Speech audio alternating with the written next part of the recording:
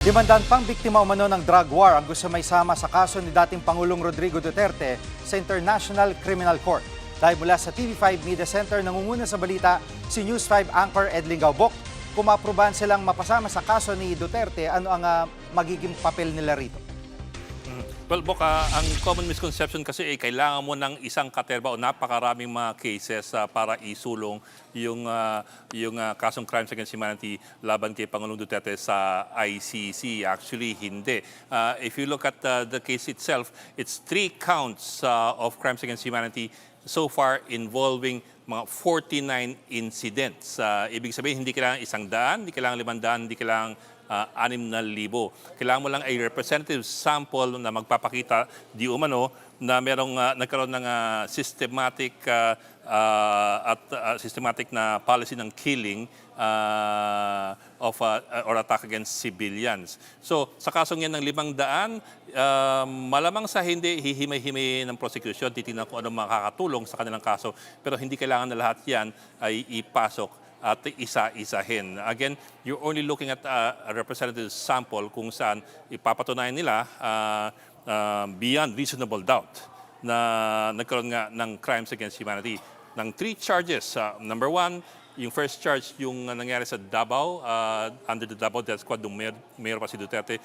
Number 2, yung high-value targets dun sa drug war. At number 3, yung barangay drug war clearances.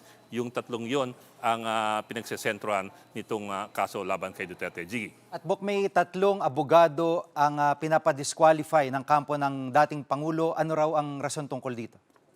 Okay, ang binigay ng dahilan ng abogado ni dating Pangulong Duterte ay meron daw conflict of interest dahil dati nang nagtrabaho itong 3 abogado. They are from Center Law, which curiously is also a law firm established by former Duterte spokesman Harry Roque. But anyway, they've been involved na from the very start doon sa putting together witnesses and complainants against Duterte. So, ang tanong marami siyempre, so kung gano'n, paano giging conflict of interest yun? Hindi ba, yun naman talaga dapat ang trabaho ng mga abogado ng prosecution. You have to bear in mind din na iba ang sistema sa International Criminal Court. Kung sa Pilipinas at sa US, kung saan tayo humuhugot ng ating sistema rito sa legal process, tayo'y adversarial ang sistema. Ang sa ICC, kagaya ng karamihan sa Europa, ay inquisitorial. For example, ang ibig sabihin yan, kung ikaw ay prosecution, abogadong prosecution, may makita kang ebidensya na hihina sa kaso mo at magpapalakas sa depensa ng akusado, you are obliged, you're obligated, you're required to turn that over, to announce it to the court and to turn it over to the defense, even if it is against your interest, even if it is against your case. Yun ang malaking pagkakaiba nito. So medyo malaking bagay sa kanila yung issues ng conflict of interest. Although hindi ganun kaklaro pa yon kung ito nga ang dahilan kasi heavily redacted yung petition at yung nilabas ng ICC. Pero that may be one of the reasons kung bakit may ganong pagtatanong ng conflict of interest. Sa atin kasi parang yun naman talaga trabaho ng prosecution. Sila dapat ang kumakausap sa mga complainants and all that.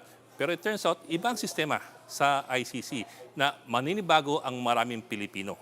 Sige. At Bok, ngayong papalipit na itong confirmation of charges hearing, may bago bang apila ang pamilya Duterte? Well, basically, ang apela ni VP Sara Duterte ay maging patas daw ang ICC sa pagdedesisyon dito sa confirmation of charges hearing laban sa kanyang ama. Pakinggan muna natin ang soundbite bago natin pag-usapan kung ano yung mangyayari sa confirmation of charges. Hindi ko alam kung ano yung mangyayari sa confirmation of charges dahil hindi ako kaparte ng paghahanda ng defense team. Ang dasal natin ay dapat maging patas ang korte. Kahit sa ang korte man yon sa mundo, yun yung dasal natin, no, na maging patas ang korte.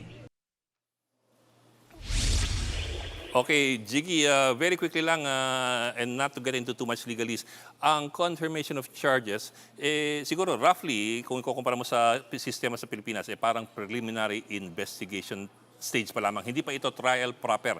Hindi pa ito yung kung saan nagbibisa na ang korte at ilalabas na lahat ng mga ebidensya at yung mga testigo. Maaaring maglabas ng testigo, yes, parang preliminary investigation, pero hindi pa yan ang full-blown trial. So malayo pa tayo doon. Ang kailangang patunayan sa confirmation of charges ay kung meron mang substantial grounds to show na that crimes against humanity was committed by the accused. Substantial grounds. Yun ang level na kailangan patunayan. Kung sa warrant of arrest issuance, kailangan ng reasonable grounds, itong confirmation of charges, substantial grounds, at any conviction will require beyond reasonable doubt. So pataas ang pataas ang level ng mga requirements. Ngayon, kung sakaling pumasa dito sa confirmation of charges sa stage at mapatunayan ng prosecution na mayroong substantial grounds nga na magpapatunay na guilty ang dating Pangulong Duterte, doon pa lamang uusad doon sa full-blown trial proper.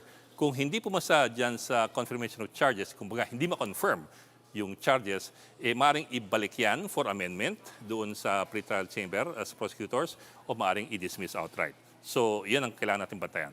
Sige. Salamat, Bok. Ed Linggao, live mula sa TV5 Media Center. Mga kapatid, Jig Manikad po, pagdating sa mahalagang balita sa loob at labas ng bansa, dapat una sa lahat, mag-follow at mag-subscribe na sa social media pages ng News 5.